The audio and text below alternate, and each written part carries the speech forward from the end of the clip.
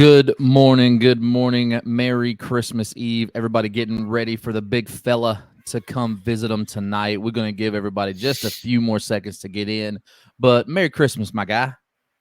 Merry Christmas to you and yours. Hopefully everybody's staying warm today. Got some issues going on in the deep south that I'm sure everybody is aware of at this point in time. But hey, it's the holiday season. You got your family with you. If you have to, get a blanket and stay warm. That's right. Don't get too warm. That's how you end up with a lot of kids like me.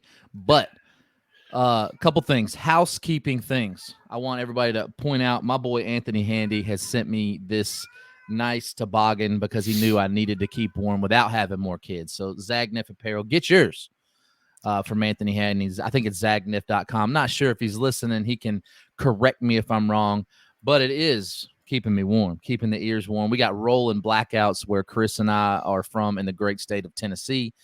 So if we lose us, just know that we gave it a go. But Chris, wanted to come on this morning to talk about something. You know, it's holiday season. Obviously, everybody feels a little stress, feels a little anxiety. Financial stress comes from this type of the year, right? But today, we're not here to talk about that. We're here to talk about the people that are not stressed out by finances, that are not probably worrying about where the next paycheck's coming from, and that's college football coaches. We know that the salaries are exorbitant. We have gone over the money involved the last couple of days as we've gone live, and we're keeping with that theme today, talking about coaches' salaries, and it's all just one big loop, right? We're going in. We're going to talk about who the highest paid are. We got the top 10 in college football. The 5 of the top 10 are from right here in the SEC. And without even saying that, Chris, can you name the top 5 in the SEC? Just the 5. Top 5 in the SEC. Yep. Just because I know that he has a stipulation in his contract, Nick Saban's going to be number 1. I believe Kirby Smart is probably number 2. Then I'm going to go with Brian Kelly at 3. I'm guessing Mark Stoops at 4. And number 5, just a random guess, Josh Heupel. No, Josh Heupel is actually number 10. So, oh, wow. Yeah, he's only getting $5 million. Very underpaid kind of guy, and just got a raise this year to $5 million a year. But the 5 of the top 5, you were close, right? So you obviously Nick Saban number 1. I think everybody agrees that's deserved. Kirby Smart being number 2. I think everybody also agrees that's deserved. Brian Kelly being at number 3 at $9.5 million. Something that I found interesting for all you LSU fans, or if you're not an LSU fan, Brian Kelly's buyout currently is close to $80 million. What I found interesting in reading over the contract details was that, and I didn't know this, if Woodward, LSU's athletic director, leaves his post as LSU athletic director, Brian Kelly's buyout goes to $0, Chris. I think that's a detail that I have not heard bit talked about, but it's interesting to me. I don't think it's crazy that's tied to that kind of stuff, but it's just something that you don't typically see. If the AD leaves, Brian Kelly can leave LSU scot-free. Financial ramifications don't exist there. What do you think about that? That's interesting. I'm actually surprised that they put that in there, because that's something you don't normally see. You see a lot of stipulations where if a certain job opens up and you go to that job, you don't have to pay anything, things of that nature. But I've never seen one where the AD is involved. I thought that was very interesting too. And then you were close with the Mark Stoops. So Mark Stoops recently just got a big extension and a big raise. So he's right there. It's actually a 3-way tie, I believe, from everything I can find. Lane Kiffin actually is in the top 5 as well, because he recently just got an extension and a big raise with Ole Miss to $9 million a year. So when we talk about these salaries and everything, something to keep in mind, it's not what they're making right now. When they talk about coach's salary, it's annual value, right? So Nick Saban's annual value is $11.7 million a year. Now, some of that's tied to compensation on bonuses on winning SEC championships, college football championships. So his average, Dabo, so we're just going to go through the top 10 college football, not just SEC. Nick Saban is number 1, 11.7 annual value. Dabo Swinney, number 2, 11.5. Kirby Smart, 11.25 annual value. Lincoln Riley. Now, this one is a little bit harder to prove. It's 10. They say it's 10 million, but it's a private school, much like Vanderbilt. So we really don't have the contract in front of us to read. Brian Kelly, 9.5. Mel Tucker, 9.5. Ryan Day, 9.5. Matt Rule recently signed with Nebraska, 9.25. Lane Kiffin at 9 million, Jimbo Fisher 9 million, and obviously Bob Stoops with 9 million as well. So a couple things of note there, right? If you look at the top three, those are guys with national championships. Two of the three have multiple national championships. One of them is going for a back-to-back national championship now. So, do you have any issue with the top three in the order they're in? Not at all. I think they're all three deserving of where they're at in the pay scale. I agree. And then I think that when you go to USC and Lincoln Riley, obviously we got guys like Seward that are say he's not even worth a dollar. But at $10 million, that's probably a guesstimate. We really don't know. A lot of things tied into that. Is he worth it? I think that's yet to be proven. He doesn't have a national championship, but it's only 1 year in. Not bad results for 1 year in. But what do you think about Lincoln Riley at number 4? I mean, he gets his team into the playoffs. He has them in the running every year. I can understand him being at 4. Whether he's worth that or not, I'm not sure, because on the biggest stage, he hasn't produced. Yeah, I agree. And then I think the same can be said for number 5 and Brian Kelly. You know, he's at 9.5 as well. So great regular season record, much like Lincoln Riley at Oklahoma. But to me, if you're not producing national championships or at least making multiple appearances there, it's hard for me to justify the pay. However, I think that it's similar. It's just market value, right? And we're going to go over that as we get into some of these other ones. Mel Tucker's a great example of that as well. And timing. Everything's about timing. And I have a theory. When I was going through and looking at all these, I thought about something. You know, if you look back 20, 25 years ago where the purses were in golf, right?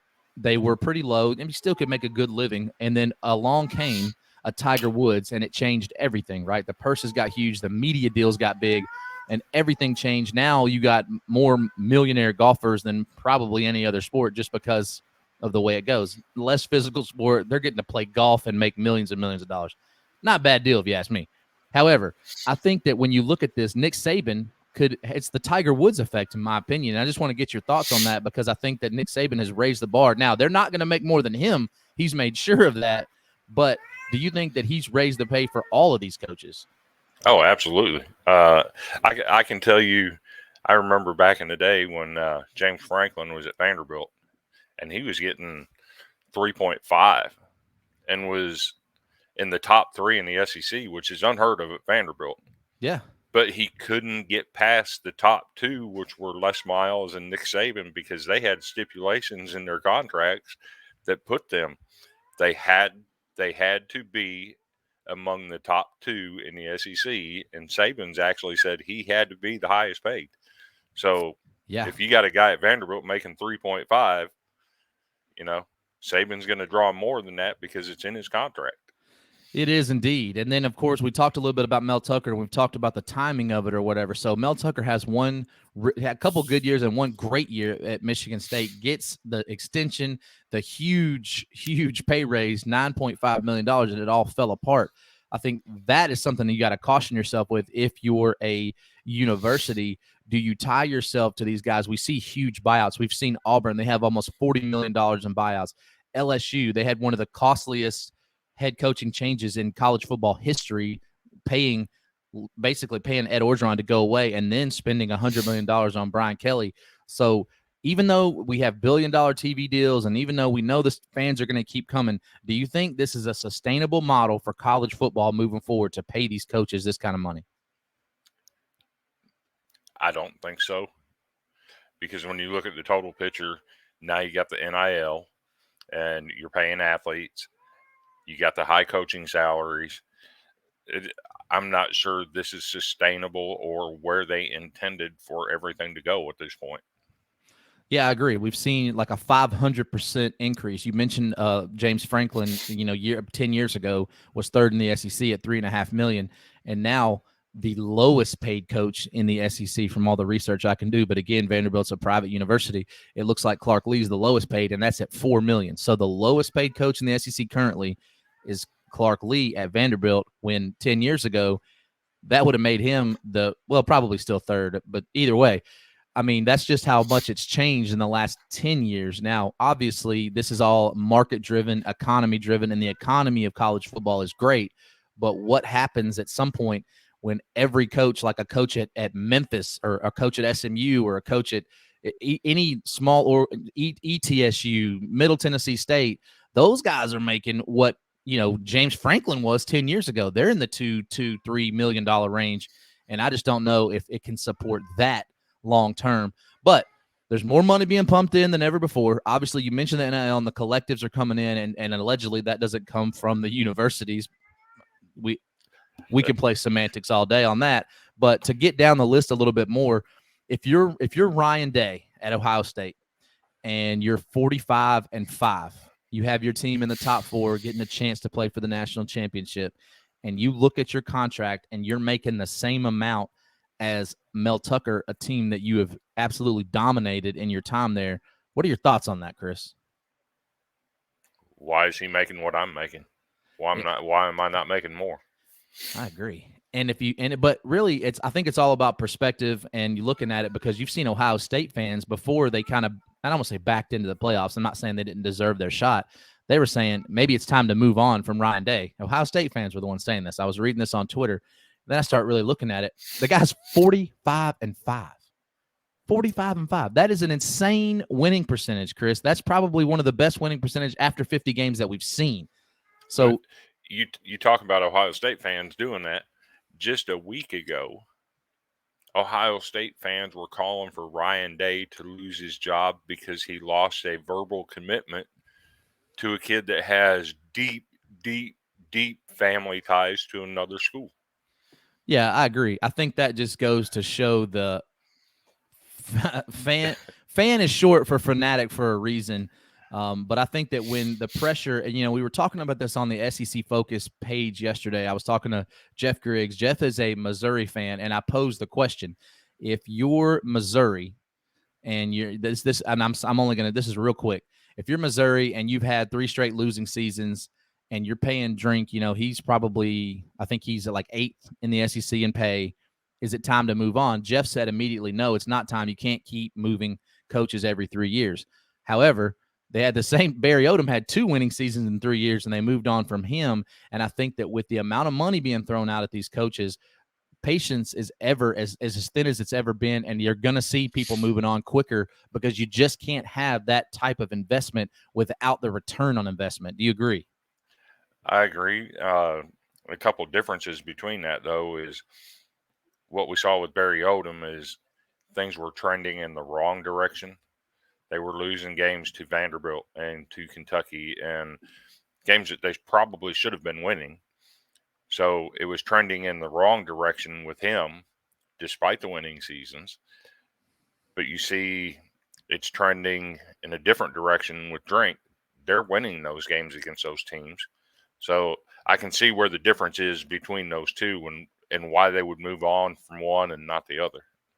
Yeah, no, I don't disagree. I just think that when you look at big picture, you're paying Drink more than you were paying Barry Odom, and how long can you have patience? How long can Missouri afford to be patient when you're paying a guy over $5-6 million a year to go 6-7 and to not compete in the East, to not win your bowl games? I mean, I don't know if we want coaches to be able to build a culture and build time.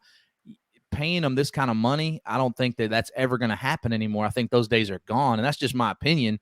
But when you got I think Josh Heupel is either 10th or 11th in the SEC, and he's making $5 million a year, and Drink's making more than him, but you're not producing the same kind of result. And you've seen Saban rebuild the thing quickly and win. Kirby immediately go in and win. Urban Meyer did that several times. I just don't know that we're going to see patience, but that's just my thoughts on it. But I want to go down to number 8 on the list is Matt Rule. As far as coaches go, Chris, has there been a coach? Because Matt Rule, everybody remembers, he just got a huge buyout from the Carolina Panthers not very long ago. So he could have taken off and really just sat on the beach and drank Mai Tais if he wanted to. But he Right. wants to get back into coaching, goes to Nebraska, and they're paying him $9.25 million a year. So I don't think Matt Rule has any stress or anxiety over, is Santa going to be able to put presents under the tree? What do you think? Oh, that man's got pockets, deep pockets for Bags on days. bags. But and again, this is Matt Rule.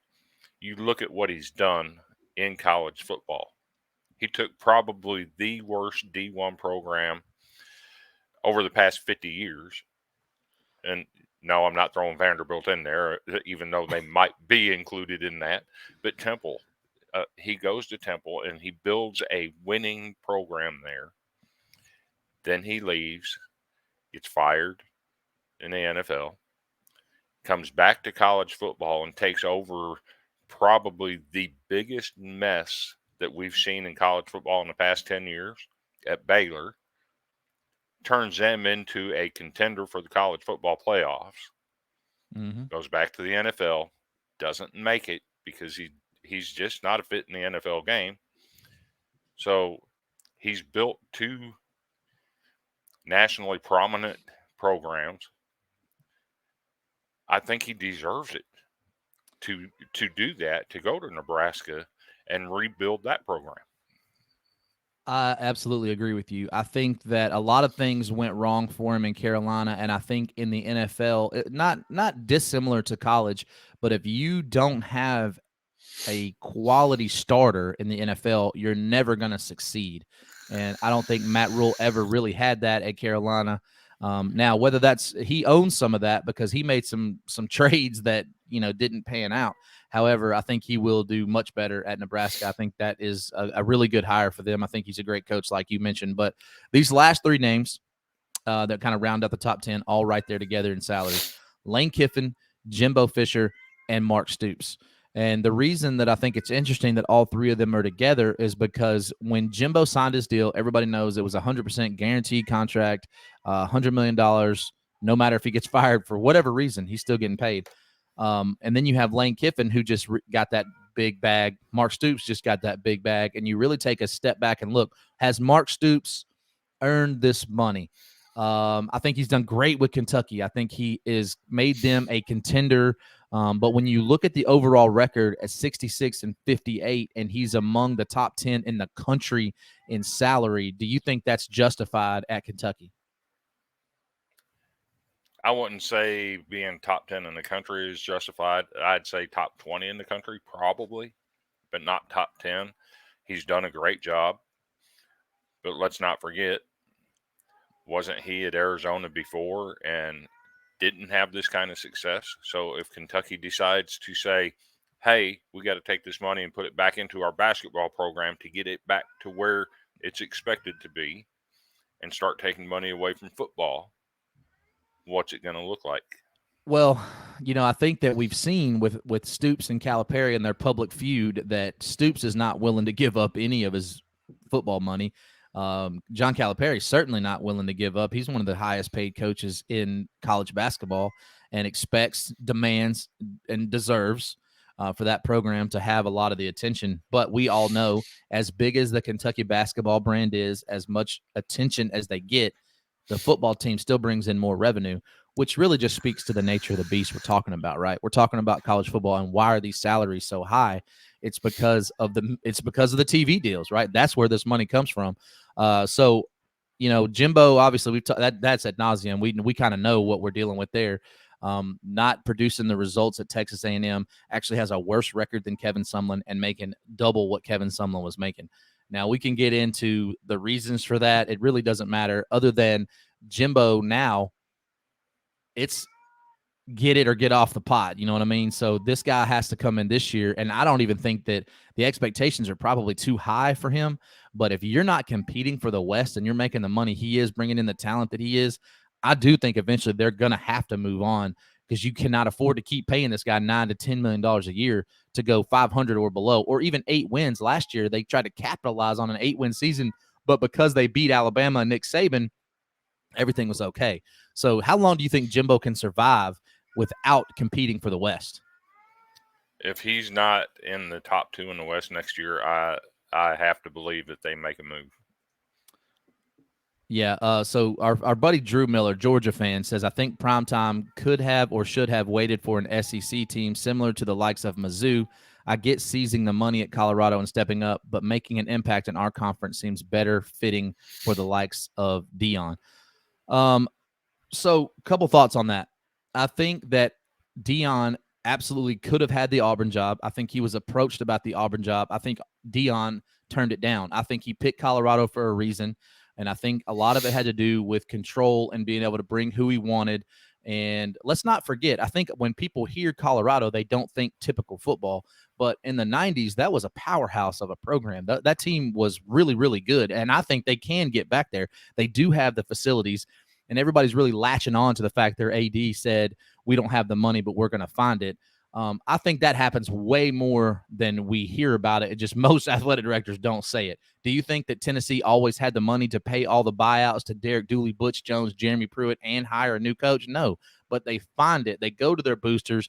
They go to their TV money. They go to the conferences, and they do find the money. There won't be a problem getting the money because let me tell you, they don't have an issue getting the money because they're giving Dion a heck of a assistant coaching salary pool to come from too. So Dion's not going to do it alone. I think Colorado's actually a great starting point. I think that it was a better starting point than South Florida would have been, even though everybody talks about the talent. And I said this a million times. Geography for Dion does not matter. It doesn't matter where he's at. He's still going to pull the talent. And, Chris, what do you think about that? I think the Colorado's a perfect landing spot for him. I actually watched the video that he did a video call with Cordell Stewart the other day. Yeah. And I watched the video call. People forget that Cordell Stewart, Slash. they look at him as a god in Colorado football.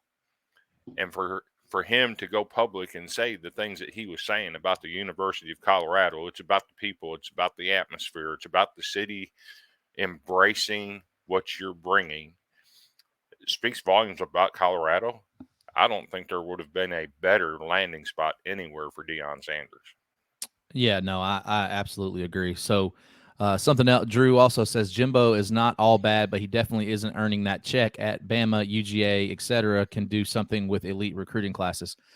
Yeah, I think that's true. And as we went over the recruiting classes the other day, Jimbo's had some good ones, but they haven't been as consistently great for the last 10 years like Alabama, or even the last 6 years like Georgia.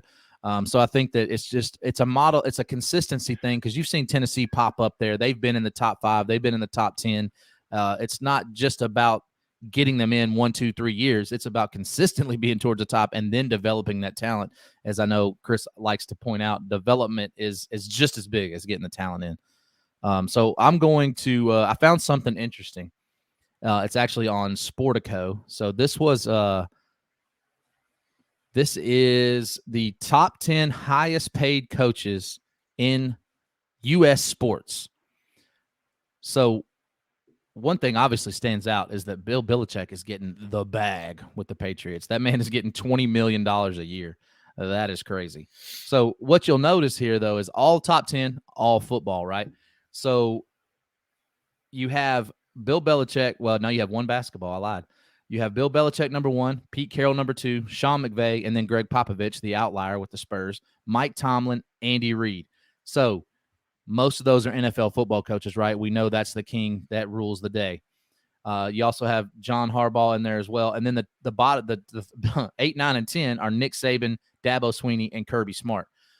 So I say that to say this: is there any doubt to anybody that football is king in the U.S.? I don't think so. I think everybody would agree with that. Uh, in some ways, that's unfortunate because you have great entities in college and pro basketball that probably deserve some coaches to be up there. Popovich, I mean, shouldn't he be number 2 considering what he's done with San Antonio over his term of NBA head coaching? Uh, that's a legitimate question. I don't think there's another coach in in the pro ranks, Belichick, Popovich, probably the top two in their professions. I absolutely agree. So when you look at it, you look at the top three, obviously being Belichick, Carroll, and McVay. All of them have at least one title. Belichick has multiple. Greg Popovich has multiple. Pete Carroll should have multiple, but he didn't run the dang ball. Mike Tomlin, he has one. Andy Reid has one. John Harbaugh has one. And then you get to the Nick Saban and Dabo have multiple titles. Nick Saban has 100 of them. Kirby has a chance to get another one here too. So you see a lot of championships in there. So I don't have a problem with any of the top 10 here. I think that those guys have all earned it. They have pedigree. They have championships. They have results to prove it out. The one I would have a problem with is McVay. I mean, does have a Super Bowl. He's got one Super Bowl, and what's his product look like now? They're not even going to make the playoffs this year. So does he really deserve to be up there with those 10 coaches? Well, I mean, does Pete Carroll? He's got how many Super Bowls? He have one. He's got one Super Bowl, but he's also, he also built USC into a powerhouse in college football. Was in the running for national titles just about every single year. And Seattle has actually been the team to beat out west. So no, I agree. I don't have a problem with Pete Carroll being in there. Yeah, and then you could look back on like Andy Reid, exactly. For example, he the mark on him was that he couldn't win the big game. Right, he was there a lot. He had consistently best records in the league. Finally, gets over the hump with a generational talent in Patrick Mahomes and Travis Kelce and those guys. But one title over that. I mean, I think that you could fairly ask the question: is he worth being in the top 5, 6? I mean, when you go back and look at what he did with the Eagles, that's a proven track record that says he can build winning football programs. Is winning in the regular season enough to put you there? For top 10, maybe not. I mean, there's an argument to be made because now you're getting in the postseason, you're getting the extra dollars brought in. There is an argument to be made, but I'm not sure it should put you in the top 10. Yeah, something that also stood out to me as well. Sportico identified 29 coaches in the U.S. Sports League earning at least $8.5 million. That is lower than I thought. I'm going to be honest. I think that what we've seen, you talked about the James Franklin and the $3.5 million, and we saw a couple years ago at LSU, they ended up paying Dave Aranda $2.5 million to be the defensive coordinator at LSU. So the money is just coming in droves. There's bags on bags on bags. And when you have a guy making $2.5 million as a defensive coordinator, their offensive coordinator was making 1.7, 1.8. Probably had one of the best offenses we've ever seen in college football, if not the best, with Joe Burrow, Jamar Chase, Justin Jefferson. That team was stupid stacked. But that, to me, is not talked about enough as the assistants that are getting these these guys are making that. Why would you leave a school if you can make that kind of money being an assistant coach? I mean, I'll tie this back to Vanderbilt a little bit. In 2010, Bobby Johnson resigned. They go a year with Robbie Caldwell as an interim coach. In their coaching search, they had a handshake agreement with Gus Malzahn to pay him $1 million a year to take over the Vanderbilt program. He was on campus, toured the facilities. They made the handshake. He says, I'm going home. We'll do all this tomorrow. Goes home that night, and that night, Auburn doubles his pay, made him $1.4 million to stay on as the offensive coordinator at Auburn. That's where James Franklin got hired. It's just an incredible thing when a school can come out with more money for an offensive coordinator than is being offered as a head coach. So yeah, I agree. So they made a really cool graphic here. We talked about championships, and obviously you kind of look at it. Bill Belichick being the top, that's 3. All of these coaches combined have over 26 championships. That's not including Pete Carroll with USC. So Belichick with 3, Carroll with 1, McVay with 1, Popovich with 3, Tomlin 1, Andy Reid 1, John Harbaugh 1, Nick Saban's got like a trillion, Dabo with 2, Kirby 1, possibly get another one, and then you got Lincoln Riley there just outside the top 10 with no national championships. Brian Kelly just outside, no national championships. Josh McDaniels, maybe the most overpaid coach in the history of sports. Kyle Shanahan, actually pretty good dude. Hasn't won a Super Bowl, but pretty good coach, I think. Ryan Day just outside. So with Ryan Day, still doesn't have a national championship, but again, at 45-5, I don't think anybody can argue that he can produce wins. It's just going to be, can he produce championships? And at the level he's getting paid, you better produce a championship. Am I right?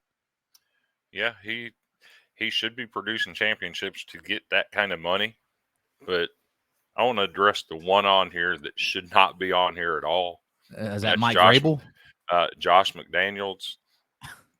This guy is a clown as a Yeah. head coach in the NFL. This is the second stop he's had, and you know, go back to New England, be the offensive coordinator, do the job that you can do well, and stop pretending that you can be a head coach in the NFL. I agree and I think that's really a win for both sides because as we've seen, when Josh McDaniel leaves the Patriots, their offense really suffers. And then when he's a head coach, whoever that team is really suffers. Also, it's interesting to me that Mike Vrabel is on here on the list in the top 20 at $9.5 million a year. And I know we're an SEC focused podcast here and all, but Chris, give me your thoughts as a Titan, as a resident Nashvilleian. I'm starting to ask the question, is this the right guy?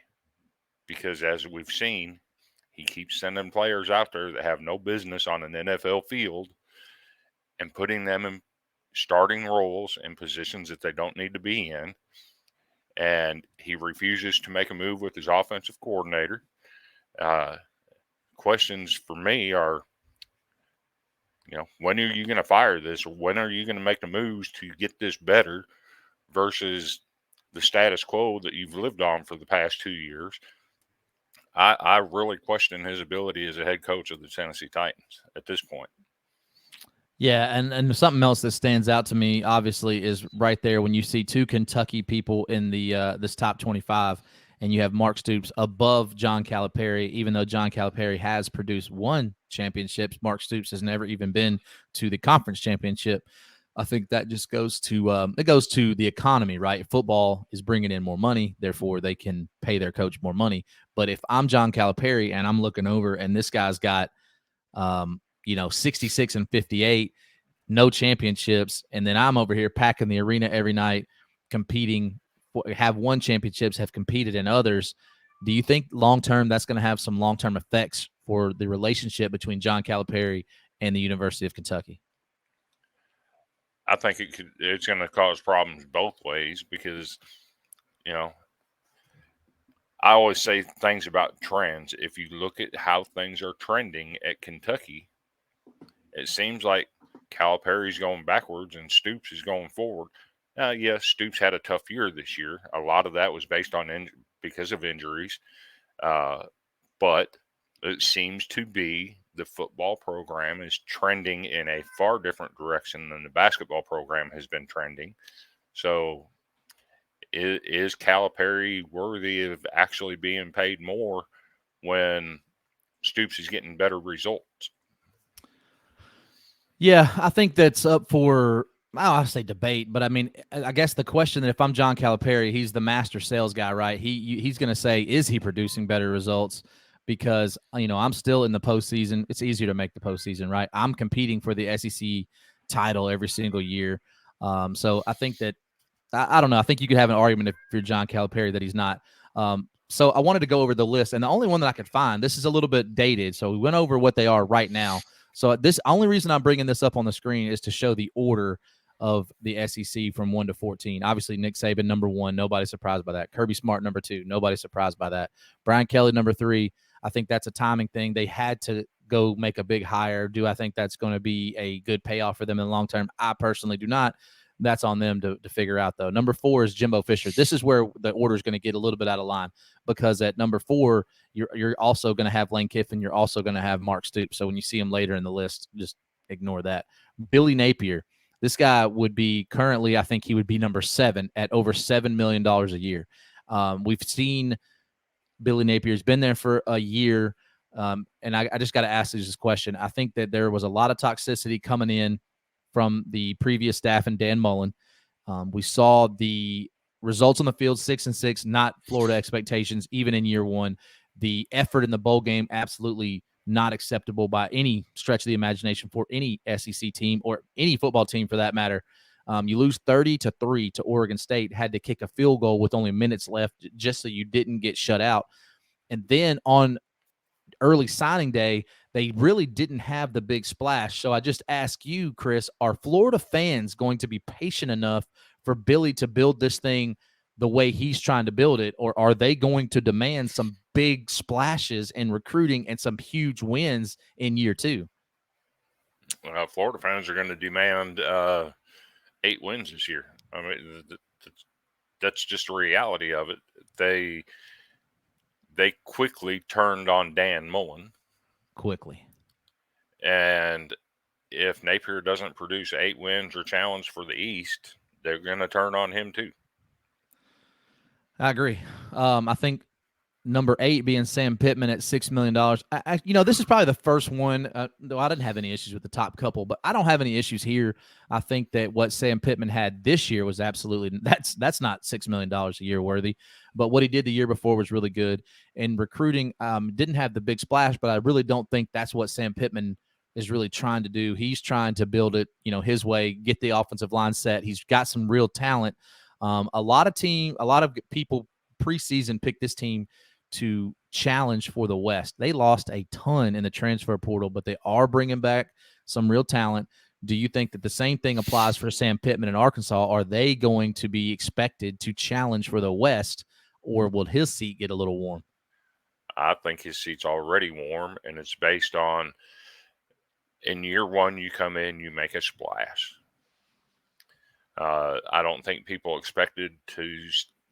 I don't think people knew what they were getting with Sam Pittman, and it caught a lot of teams off guard in year one. But once I've said this about Josh Heupel. Credit Heupel this year. He went forward instead of backwards, which is different from the trend. But with Sam Pittman, once you've seen that offense, kind of gets easy to defend because it's a basic pro style offense with not a lot of flash to it. So Yeah, they're going to expect more than 6-6 this year. I'm just not sure with a typical pro style offense you're going to be able to do that in the SEC. It's very difficult to win without some kind of splash somewhere. I agree. Speaking of splash, obviously the numbers on the screen are incorrect. We already went over the fact that Lane Kiffin actually they went around the state law in Mississippi because you're not allowed to have more than a 4-year deal, and now his annual contract value is a little bit over $9 million, up from 7.25 for a coach that has not. The Ole Miss has never played in the SEC title game. Lane Kiffin averages 8 wins a season there. So do you think that with Lane Kiffin, and I have a theory here, I think that Lane Kiffin might be the greatest salesperson in the SEC as far as coaches go, because I think his persona gets him talked about a lot. I think his Twitter antics keep him in the news cycle. So do you think that two things happen here? He leveraged the Auburn job, obviously, but in order to leverage something, you have to have something to give, right? So do you think that he is worth $9 million a year at Ole Miss? No. It's plain and simple. No, he's not worth that.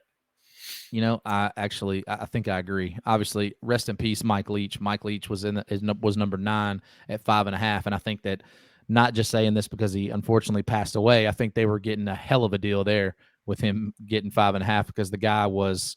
We looked at it just a couple weeks ago before his passing that he actually has a better record against the ranked teams than Lane Kiffin, than Sam Pittman, and they were all hired in the same year. Also, Eli Drinkowitz.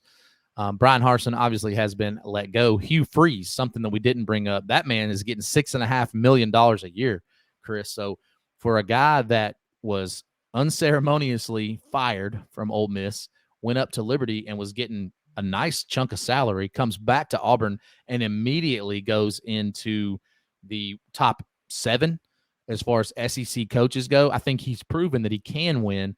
He had some really good splashes on recruiting day. But how do you think year one is going to be for Hugh Freeze and Auburn? And is it worth the money? I think year one, I think you got to give him some leeway because that's a mess down there on the plains. You give him a little bit of leeway. If he wins 7 or 8 games, I think you got to be happy with that. Yeah, I agree. I think that if I'm an Auburn fan, but what we've seen out of Auburn is that they're not going to be patient. They weren't patient with Gus Malzahn. They were not patient with Brian Harsin. Again, that just goes back to the fact that when you're throwing out these humongous numbers in the average yearly salary, the patience is just not going to exist. And that brings me to the team that obviously I root for in the Tennessee Volunteers. When Josh Heupel came in, he was making close to $4 million. This year starts out really hot. First year went really well. I think they were taking over he was taking over a pretty bad situation from Jeremy Pruitt. A lot of NCAA investigations, and they end up going to a bowl game, winning 7 games. Comes back the next year, wins 10 games. But in the middle of that, I think they were 3 or 4-0. He gets a raise, gets an extension, but only up to $5 million. If you are Josh Heupel, are you kicking yourself in the ass? Are you kicking yourself now because you only got $5 million a year? Because I think when you're looking at these other guys, and I'm looking at what I've produced, I think I'm worth at least $6 or $7 million. I think he's worth more than what he's getting. I can understand the skepticism to some degree from the administration at Tennessee. They've been burnt before with coaches coming in, having success for a year or two, and then it just turning bad quickly. Butch So I Jones. understand. I understand the skepticism and the thinking about wanting to hold back a little bit Yeah, because they've been burnt before. Uh, let's see what he does in year 3. If he backs up what he did in year 2, give him a probably bag. get another raise. Yeah. And that kind of brings us again. Eli Drinkowitz at Missouri. Here it's got him at $4 million. He actually got an extension this year, but he's got a losing record in his 3 years. And I know we talk about it. Can't get rid of your coach every 3 years and all that. And he's 12th in the SEC, but it's over $4 million a year now with an extension and a little bump. How long are they going to let Eli just sit up there and go under 500 before they're going to make a change? I think with Eli, you're seeing the Derek Mason effect. Getting to a bowl game, a little bit of stability.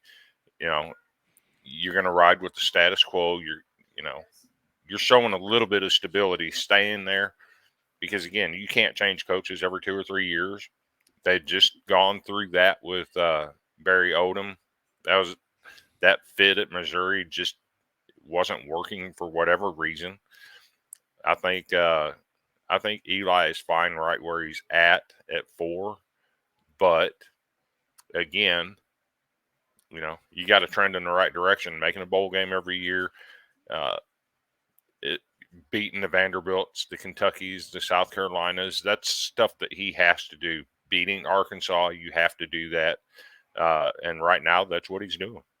Yeah, so speaking of somebody that's probably going to get a bump very soon, Shane Beamer, 13th coming into this year, 13th out of 14th in the SEC at $2.75 million.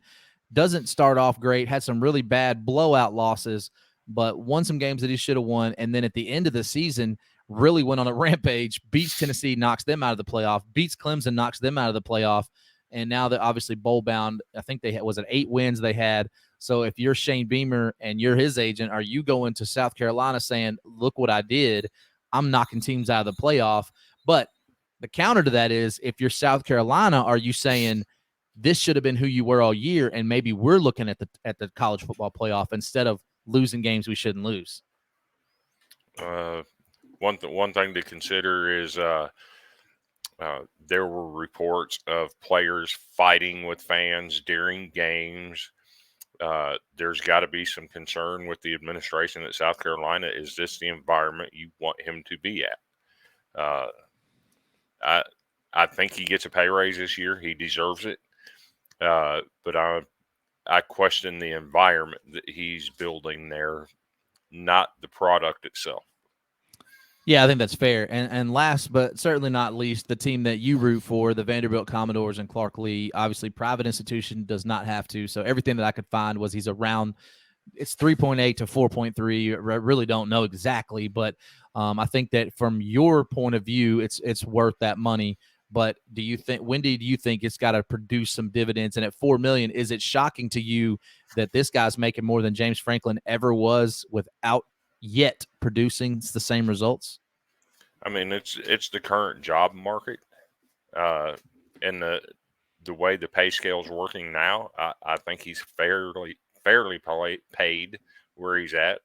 Get the cat hair off my tongue there, uh, and that's going to be a results thing. If he continues to make positive strides going forward, he's going to get rewarded for that. Uh, Looking ahead to next year and the way the schedule sets up, if you're not starting out 5-2 or 6-1, then you kind of have to start asking questions.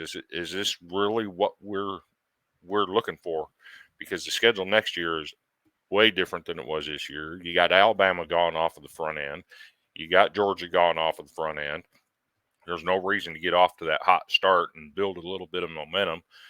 Let's see if he can do that. And if he does, reward him. If not, start asking the hard questions. You can't let it fester like you did with Derek Mason, where Derek Mason was making $6-7 million, that he didn't deserve because he couldn't produce a winning record. Yeah, and I think so. Wrapping this up, kind of putting a bow on it, I found something that I think is really interesting, and I think you'll find it interesting, Chris. In 2022, Georgia gave head coach Kirby Smart a 10-year extension worth $112.5 million. Now, we've both said that we think that Kirby is, fairly compensated, deserves to be in the top paid in the country. But I wanted to put it in perspective. In 1867, when you were just a wee tot, the United States of America purchased Alaska from Russia for $7.2 million. Now, obviously, that's a long time ago, so I did a little bit of research. Due to inflation, this deal would be worth more than $144 million in 2022, right? Today's money. So add in Smart's previous earnings, and one could say that Georgia values Kirby Smart more than Russia valued Alaska. So we say all that to say, when you win a national championship at a program that hasn't won one in 40 years, bags drop. Santa's coming down the chimney, can't even fit down it with all the stacks of cash that these coaches are making today. So wrapping up on that, man, I really appreciate you joining me today as we broke down kind of the salaries for the SEC coaches. Again, just to kind of summarize it, 5 of the top 10 highest paid coaches in college football all reside in the SEC. Almost every SEC coach is in the top 25 to 30. The lowest paid coach in the SEC is Clark Lee at $4 million. And just to summarize that, that's more money than James Franklin was making winning 10 games at Vanderbilt and competing for the SEC. And let me take that James Franklin a little bit farther. There seems to be a notion that Vanderbilt's not going to pay a coach. Well, here's an interesting thing. Vanderbilt actually offered James Franklin 10 years and $50 million in February of 2014. He declined that offer and actually took less money to go to Penn State because Penn State, let's be real, that's that school for James Franklin. It's where he grew up. It's where he went to ball games as a teenager. Until 2019, James Franklin did not make it Penn State what Vanderbilt had offered him in 2014. I'm surprised that he's not on that list of top 15 anywhere at this point. He's number 12. He's number 12. Okay. He's number 12. I think that's deserved because, yeah, remember, he took over that Penn State program that was coming off the biggest scandal in history. At that point in time, Vanderbilt was a better job than Penn State, and he's brought that back to a top 25 program and destination school like it should have been all along. Yeah, so yesterday we got on here and I talked about where the talent comes from in the NFL, and the lion's share of the talent comes from the SEC and the Big Ten, which actually has more than 10 teams. We got to change that name. But when you look at the top 10 highest paid coaches in college football, I don't think it's any surprise that almost all of them -2 are from the same two conferences that produce the most NFL talent.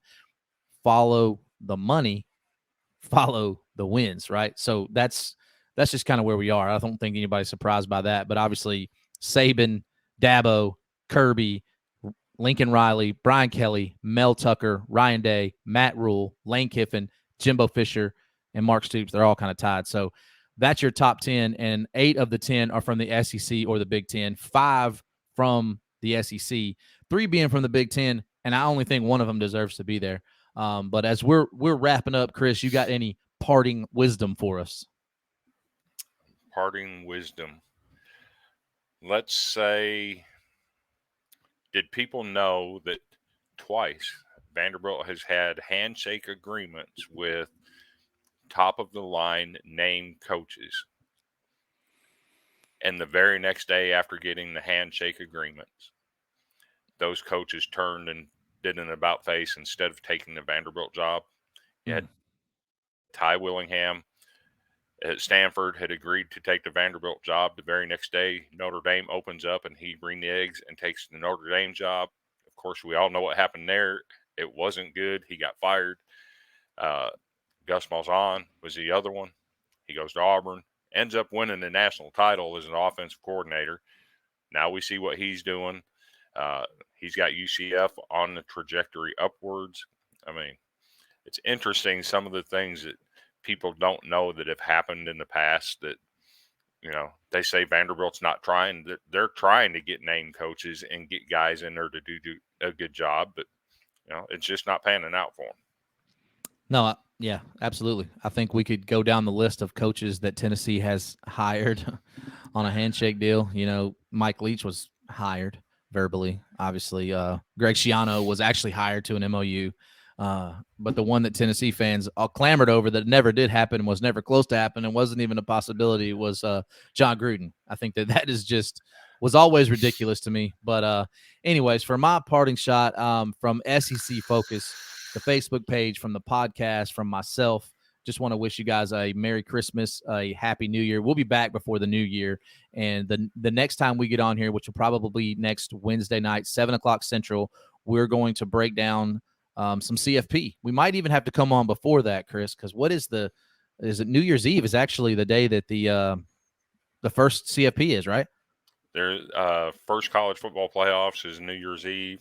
You also have multiple bowl games involving SEC teams between now and then. We got to get better. A lot of information to cover going over the next week. The SEC is not faring so well in bowl games thus far. Hopefully that trend turns around.